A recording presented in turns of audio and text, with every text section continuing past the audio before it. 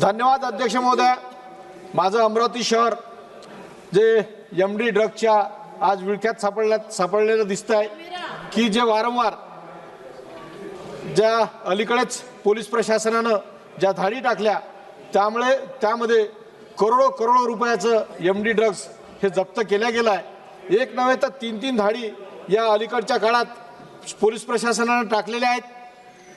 कधी याचं कनेक्शन अहमदाबाद गुजरात सांगतायत, कधी राजस्थान सांगतायत, म्हणून नेमका याचा आका कोण आहे हे शोधल्या गेलं पाहिजे।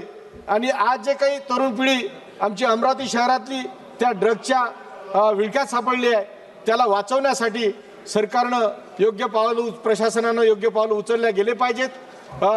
सरकार हे निश्चित सांगत नाही की हे एमडी ड्रग्स येतंय कुठून, त्याचं मूळ अमरावती तर त्याचं मुख्य केंद्र असू शकतं असं मला वाटते। अलीकडच्या काळात ज्या काही कारवाया झाल्या त्या पाहता त्या अमरावती शहरात फार मोठ्या प्रमाणावर ड्रग्ज इथं येऊन पूर्ण महाराष्ट्रात त्याचं वितरण होऊ शकते। म्हणून अध्यक्ष महोदय या निमित्तानं एक विशेष पथक नेमून ह्या बाबतीत सखोल चौकशी करणं गरजेचं आहे, त्याच्यावर कारवाई करणं गरजेचं आहे।